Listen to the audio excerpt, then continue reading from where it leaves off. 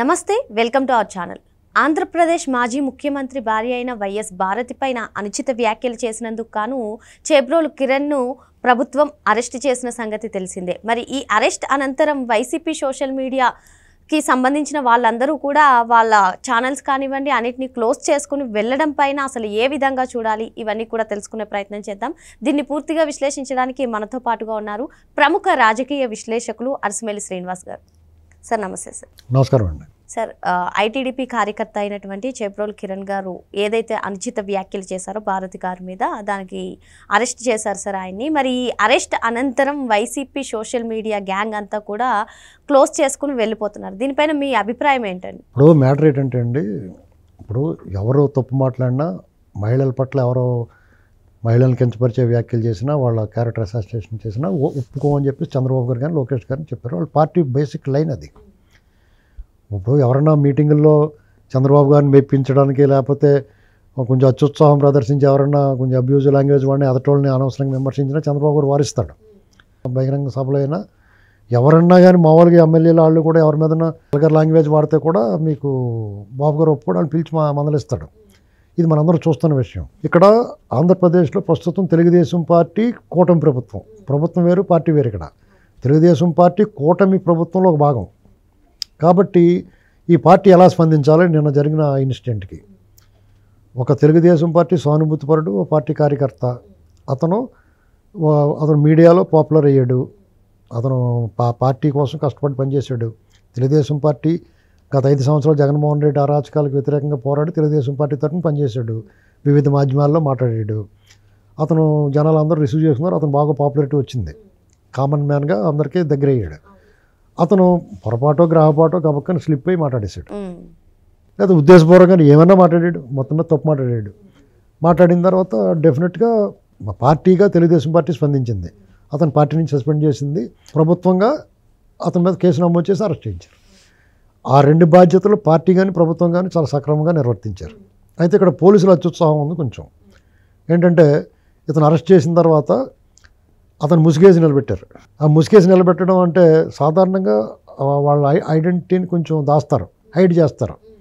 అలా అది ఎవరికి చేస్తారో అప్పటి వరకు ఎవరికి ప్రజలకు తెలియని వాళ్ళు కొత్తగా తెలుసుకుంటే అతనికి ఇబ్బంది ఉంటుందేమో తర్వాత భవిష్యత్తులోనే ప్రజా సమూహంలోకి వెళ్ళాల్సి వచ్చినప్పుడు. ఇతను ఆల్రెడీ అందరికీ వీడియోల ద్వారా తెలుసు కదా, కొత్తగా వెళ్ళి దాయాల్సిన పని లేదు. పోనీ పోసాని కృష్ణమురళికి బోరుగడ్డ అనిల్కి ఎలా చేశారు వీళ్ళు? బోరుగడ్డ అనిల్కి ఏమో కూర్చోబెట్టి భోజనం పొలాలు పక్క గిక్కని ఏర్పాటు చేశారు. సీసీ ఫుటేజ్ బయటకు వచ్చింది, వాళ్ళ మీద కేసు పెట్టారు. పోసాని కృష్ణమురళి మరి అతను పెద్ద సెలబ్రిటీ కాబట్టి అతన్ని అలా ట్రీట్ చేశారా, లేకపోతే ఇతను కామన్ మ్యాన్ కాబట్టి ఎలా ట్రీట్ చేశారనేటువంటిది టీడీపీ క్యాడర్ నుంచి ఆగ్రహం వ్యక్తం అవుతుంది. అతను చేసిన తప్పే. అలాంటి తప్పు చేసిన వాళ్ళు మీరు ఎందుకు వదిలేశారు?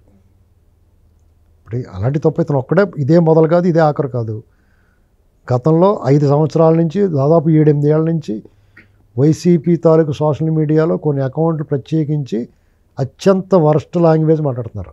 అబ్యూజివ్ లాంగ్వేజ్ వినటానికి అసలు దాని గురించి తలుచుకోవడం కూడా అభ్యంతరకరమైన భాష. సాక్షాత్తు చంద్రబాబు నాయుడు గారి భార్యని, కుటుంబాన్ని అందరినీ మాట్లాడారు.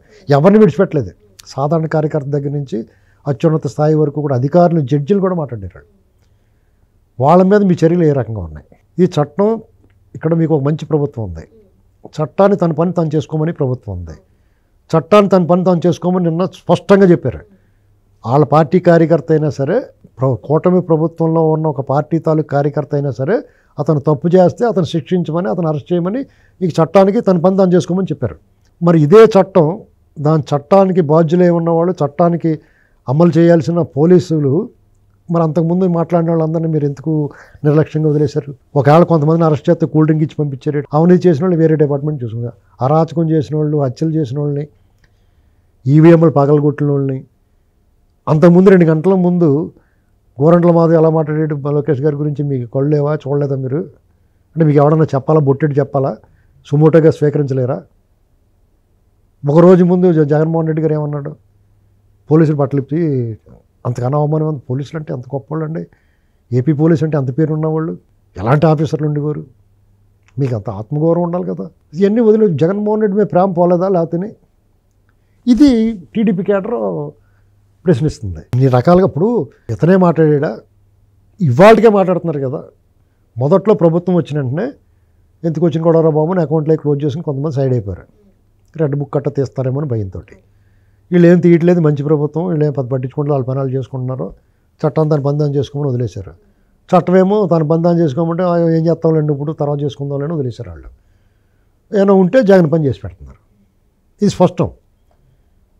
మరి మీరు మామూలుగా జగన్మోహన్ రెడ్డి నేను అలా బట్టలు తీస్తాను కానీ డిపార్ట్మెంట్ ఏం చేయాలి? ఒక ప్రెస్ మీట్ పెట్టి ఖండించడం కాదు. నువ్వు 29లో వచ్చిన తర్వాత చేయటం ఎందుకండి? మేము 10 మంది 20 మంది వస్తాం, ఇప్పుడు ఇప్పేయండి బాబు అని వెళ్ళాలి కదా ఆయన ఇంటి దగ్గరికి.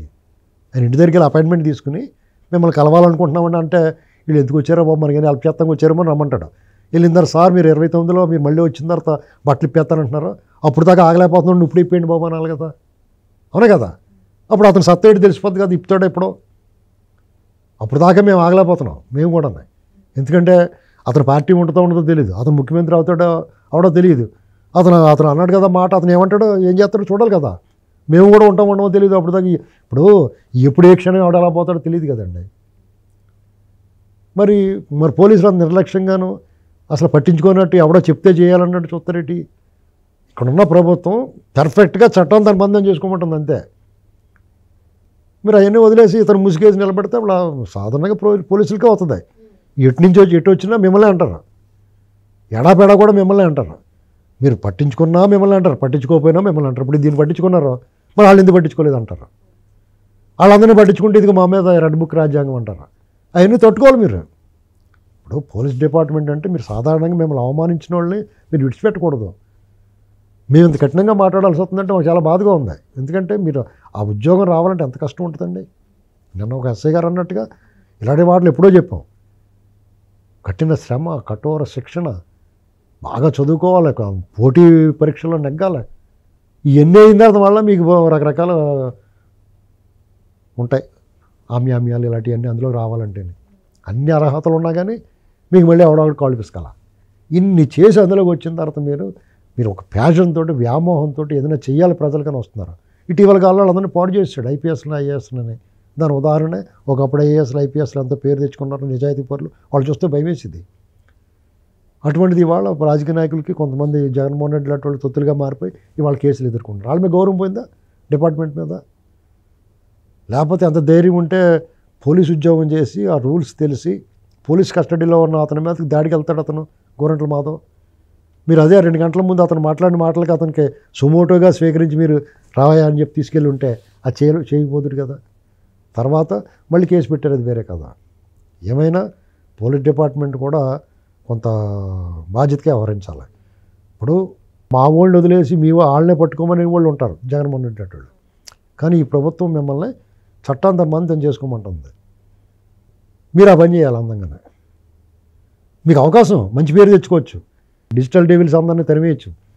ఇప్పుడు మీరేమీ చేయకపోయినా, మీరు చేస్తారో చేయరో తెలియకపోయినా, ఈ ప్రభుత్వం మీకు పురమాయించకపోయినా సరే వాళ్ళందరూ వాళ్ళే అకౌంట్స్ క్లోజ్ చేసుకుంటున్నారు. ఎందుకంటే వీళ్ళు అరెస్ట్ చేయరు, వాళ్ళ సొంత పార్టీ కార్యకర్తను అరెస్ట్ చేయరు, మనల్ని వదిలిపెట్టరా బాబు అని భయం వేసింది వాళ్ళకి. ముందు ఎగిరారు, పొడి చేస్తాం నరికేస్తాం చంపేస్తా ఉన్నారు. రండిరా బాబు చంపండి, ఇది ఇక్కడే ఉన్నాడు అని చెప్పి పిలవాలి కదా మీరు.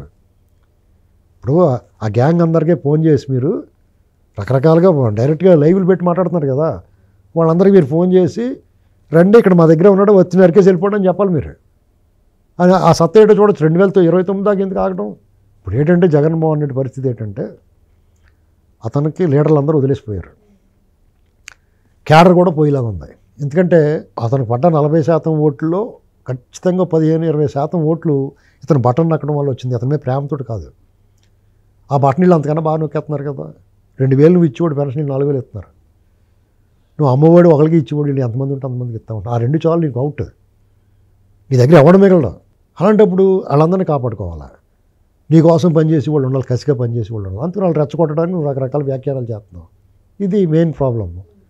ఆ కేడర్లో చాలామంది ఇప్పుడున్న పార్టీ జనసేనలోకో టీడీపీలోకో బీజేపీలో కూడా జాయిన్ అయిపోతారు. పోయి వాళ్ళకి ఆకర్షితులు అవుతారు. మ్యాక్సిమం జనసేనకి ఆకర్షితులు అవ్వచ్చు. ఇక వీళ్ళ ముగ్గురికి వెళ్ళలేని వాళ్ళు ఏమన్నా ఉంటే కాంగ్రెస్ అయిపోతారు. నీకు వచ్చిన 20%లో 10-15% ఈ పథకాల వల్ల పోతే ఇంకో 10% కాంగ్రెస్ అయిపోయారంటే అవుట్ కదా. ఓ 4%, 3% ఈ పార్టీలు అయిపోయారు అనుకో, ఇక నీ వెనకాల ఎవడుంటాడు?